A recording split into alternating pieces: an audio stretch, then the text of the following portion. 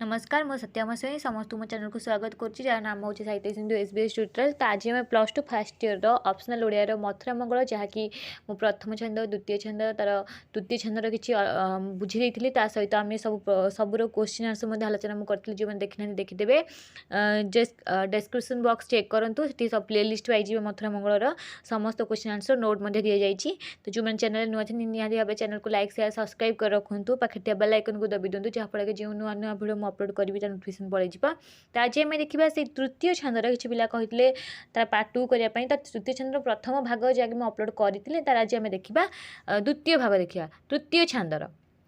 तो आम किसी आलोचना करते एपर्यंत आलोचना करदे परवर्ती देखा ये कौन है ना आमर अक्रूर जो आसी कौटी कि ना गोपपुर तो से आसिकी से गोटे चिठी देते नंदराजा को से चिठी कंस कौन कौन लिखी तो से विषय आमर वस्तु रही तृतीय छंदर आम देखुले। तो कंस कौन लिखी ना ये आम देखी देखा छाड़ गौड़ अटु तू एढ़े मुड़ नदेउ मोहर कर देवी जेबे धाप रखिब के बाप अनेले दहिबी पुर। अर्थात सी कहते से तो एमती डाकुना चपल करके कर न देवा उद्देश्य करी सेठिकी बलराम और श्रीकृष्ण को से डाकुंट किंतु नंद को कौन लिखिं चिठी तमें मत कर देउन छार गौड़ अटु तू से कौन थे गौड़ थे कंस लिखिं से चिठी तू तो छार गौड़ मूढ़ नदेउ मोर कर तू केमी मो कर दौनी जी मु धाप पकईबी अर्थात मु आक्रमण करी ते कौ पाप ते रक्षा कर देवी जेबे धाप रखिब के पाप अनल दहिबी अनल कहले निआरे से पुर को गोपपुर को कौन करी मु दहन करदेबा जारीदेवी तू छार गौड़ होइकी मो कर दौना आ मुझे ते आक्रमण करी तो ते किए आसिकी कौ बाप ते रक्षा कर ये किसी कंस लिखी चिठारे ताकि आमर नंदराजा को ससुर जार जरासंध दैत सखा जार वीरकेशी एक निमिषके चराचर मही पकाई पारई धुंसी। ससुर जार जरासंध दैत सखा जार वीरकेशी एक निमिषके चराचर मही पकाई पारई धुंसी। अर्थात से कहते मोर जार ससुर होचनी जरासंध जार सखा होचनी किए वीरकेशी आम यहाँ सब क्वेश्चन अच्छी एक निमिषके चराचर मही मु कौन करें ना मही की मु ध्वंस करें तू छार गौड़ होइकी मो कर दौना एमती कि से एमती किसी से लिखी से चिठी क्या डराउं नंद को तो कौन कहते ना ताहे कहते सुर नरका व्यमा अघा प्रलम्बा कदम्बा द्रुबिंद वीर चाणुर मुष्टिक शल्य आदि माने अच्छी मोर हंताघर। प्रथम द्वितीय छंद जो मैंने क्लास करेंगे देखिए तो ये हूँ हंताघर जी आसी क्या मारे श्रीकृष्ण मारे कंस पढ़ी ये हंताघर माने एत असुर तांकर हंताघर केवल शिरीष कुसुम को पहा प्रलय बरसा लोड़ी से ही प्राय मुही से ही प्राय तुही शिशिरे जे जीवु सढ़ी जमी शिरीष कुसुम को जमी महाप्रलय वर्षा हेले ध्वंस कर पकाए से हीपरी मु तते मध्य शिरीष शिशिरे वर्षा भी दरकार नहीं शिशिर तू कौन हो ध्वंस हो अर्थात मु ते कौन करी ध्वंस करी। एबे मोर धनु उत्सव होइछि संभार घेनाई आस समस्त दोष तोर क्षमा होइला मने न करिबु त्रास। अर्थात एबे मु धनु उत्सव करुच्ची तमें तो मते कर देना तू छाड़ गौर तू मते कर देना किंतु एबे मोर धनु उत्सव होउछि कोठी आमर मथुरा रे धनु उत्सव होउछि संभार घेने आस संभार बा व्यवहार नहीं कि आस मु जहाँ कहबी से नहीं कि आस तेबे जाई मु तमर समस्त दोष को क्षमा करदेवी। किए कहउचंदी कंस चिट्ठी रे लिखिचंती कौन संभार दधि सते भार घेनाई गोटिका अधम आदि संगे गोप 10-50 आणिबु करिबे से यात्रा विधि। अर्थात संभार सते भार सबू आमर क्षीर दही अधाम गोटिका जहाँ भी द्रव्य मूल्य कही ताहा नहीं आसब ता सहित संगे 10-50 10 हो 50 हो कौन नहीं आसब गोप बालक को नहीं आसब कारण आम धनुजात्रा सबू केते काम अच्छी तो से समस्त काम से गोप पुरु आसी से बालक मैंने ही करेंगे आसब गोपवासी मानू तो गोप बालक को साथी नहीं आसब से तांकर मुख्य उद्देश्य होची केमिति से किए देवे आमर रामकृष्ण बेनी भाई कृष्ण और बलराम को डाकिया से सी कौन कर उद्देश्य तेणुक कर दिय भार नहीं आस भार सहित 10-50 गोप को नहीं आसब गोप बालक को ता सहित रामकृष्ण को राम कहले बलराम कृष्ण कहले आमर श्रीकृष्ण ଲେଖା ତାର ପରବର୍ତ୍ତୀ ଲାଇନରେ କ'ଣ ଲେଖା ହେଇଛି, ରାମକୃଷ୍ଣ ବେନି ଭାଇଙ୍କି ଅକ୍ରୁର ସଙ୍ଗେ ସଙ୍ଗ କରି ଦେବୁ, କେଡ଼େ ହେଲେଣି ତୋର ବେନି ନନ୍ଦନ, ତାଙ୍କୁ ଆମ୍ଭେ ଦେଖିବୁ, ତାହାଙ୍କୁ ଆମେ ଦେଖିବୁ। ବେନି ନନ୍ଦନ କହିଲେ ଦୁଇ ନନ୍ଦନ, ବେନି କହିଲେ ଦୁଇ।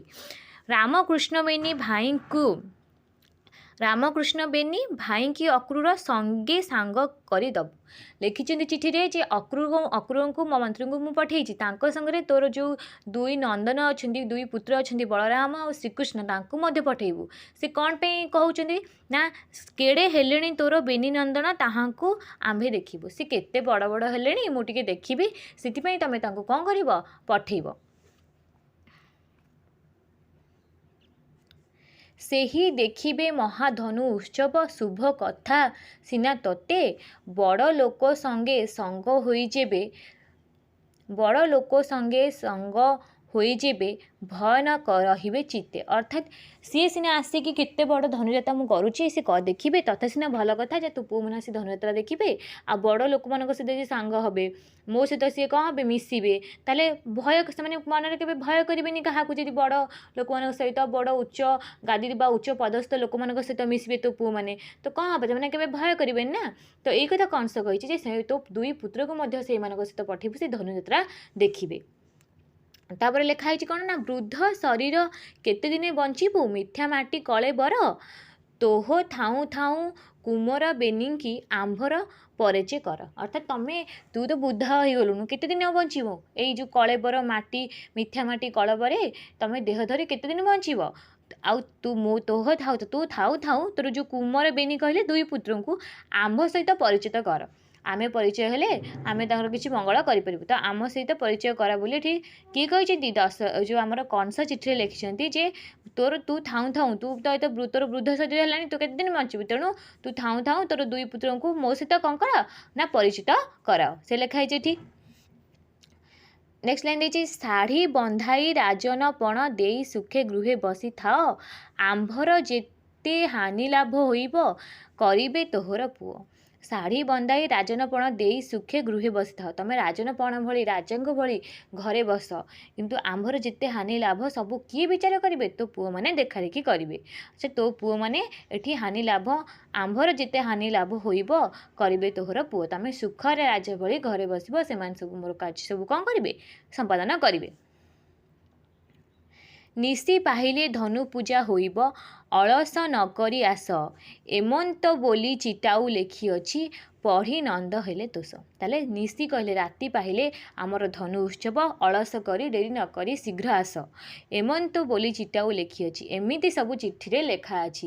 ଏହା କିଏ ପଢ଼ିଲେ, ଏହା ନନ୍ଦରାଜା ପଢ଼ୁଥିଲେ। କିଏ ସେ ଚିଠି ଆଣିକି ଦେଇଛନ୍ତି, ଅକ୍ରୁର ଆଣି ଦେଇଛନ୍ତି। ବିସ୍ମୟ ଚିତ୍ତରେ ହୃଦୟ ଭିତରେ କଲା ମହାଘୋର ଭୀତି, ବିସ୍ମୟ ଚିତ୍ତରେ ହୃଦୟ ଭିତରେ କଲା ମହାଘୋର ଭୀତି, ଯହୁଁ ଶୁଣିଲା ମଥୁରା ଯିବେ ଦୂତ ସଙ୍ଗେ ରାମ ଶ୍ରୀପତି। ଭୀତି ଅର୍ଥାତ୍ ଭୟ। ତ ନନ୍ଦ ଏଠି ପଢ଼ିକି ବିସ୍ମୟ ବା ଚିତ୍ରରେ ଆସିଛି, ଚିତ୍ରରେ ସେ କ'ଣ କଲେ, ଭୟ ହେଲା। କାହିଁକି ନା ଯହୁଁ ଶୁଣିଲା ମଥୁରା ଯିବେ ଦୂତ ସଙ୍ଗେ ରାମ ଶ୍ରୀପତି। ରାମ କହିଲେ ହେଉଛନ୍ତି ବଳରାମ, ଶ୍ରୀପତି କହିଲେ ଲକ୍ଷ୍ମୀ, ଲକ୍ଷ୍ମୀଙ୍କର ପ୍ରତି ହେଉଛନ୍ତି ବିଷ୍ଣୁ, ଯିଏ ହେଉଛନ୍ତି ଶ୍ରୀକୃଷ୍ଣ। ତ ଏଠି ଭୟ ହେଲା କ'ଣ ନା ନନ୍ଦରାଜାଙ୍କୁ ଯେ ସିଏ ଅକ୍ରୁର ତ ଯିବେ, ଅକ୍ରୁର ସଙ୍ଗେ ମୋ ଦୁଇ ପୁତ୍ର ମଧ୍ୟ ଯିବେ।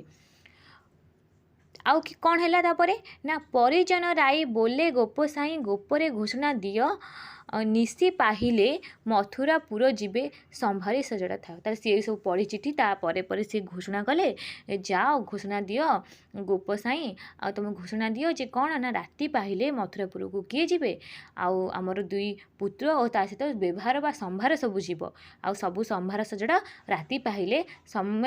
ସମସ୍ତ ପରିଜନ ବା ପ୍ରିୟଜନ ମାନଙ୍କୁ କୁହାଗଲା ଯେ ରାତି ପାହିଲେ ଅକ୍ରୁର ରାମ କୃଷ୍ଣଙ୍କୁ ନେଇ ବା ବଳରାମ ଶ୍ରୀକୃଷ୍ଣଙ୍କୁ ନେଇ ବ୍ୟବହାର ନେଇକି ଯିବେ, ସବୁ ସଜଡ଼ା ବା ସାମଗ୍ରୀ ପ୍ରସ୍ତୁତ କର।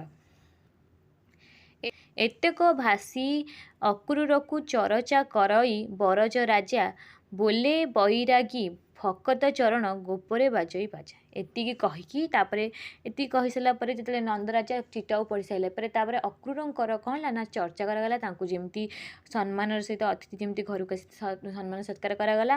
ତାପରେ ପରେ କ'ଣ ହେଇଛି ନା ପ୍ରସ୍ତୁତ କରାଗଲା ଯେ କିଏ ଯିବେ ଯେଉଁ ମଥୁରାକୁ ଆମର ଶ୍ରୀକୃଷ୍ଣ ବଳରାମ ଆଉ ତାଙ୍କ ସହିତ ଗୋପସୂତ ଓ ଅନ୍ୟାନ୍ୟ ଗୋପସୂତ ସହିତ ବ୍ୟବହାର ସବୁ ସମ୍ଭାର ନେଇକି ଯିବେ। ବୋଲେ ବୈରାଗୀ ଭକ୍ତଚରଣ ଗୋପରେ ବାଜେ। ତ ଗୋପରେ କ'ଣ ହେଲା ନା ଉତ୍ସବ ବା ବାଜା ଫାଜା ବଜିଲା ଆରମ୍ଭ ହେଲା। ତ ତାଙ୍କର ସବୁ ବ୍ୟବହାର ବା ସମ୍ଭାର ସବୁ ପ୍ରସ୍ତୁତ କରାଗଲା। ଇଏ ଥିଲା ଆମର ତୃତୀୟ ଛାନ୍ଦ। ତ ଆଜି ତୃତୀୟ ଛାନ୍ଦ ଆମେ ଦେଖିଲେ। ଆମେ ପରବର୍ତ୍ତୀ ଭିଡ଼ିଓରେ ମୁଁ ତା'ର ଚତୁର୍ଥ ଛାନ୍ଦ ମଧ୍ୟ ଆଲୋଚନା କରିଦେବି। ତ ନିହାତି ଭାବେ ଚ୍ୟାନେଲ୍ ସହିତ ଯୋଡ଼ି ହୋଇ ରହନ୍ତୁ। ଆଜି ଭିଡ଼ିଓ ରଖୁଛି। ନମସ୍କାର।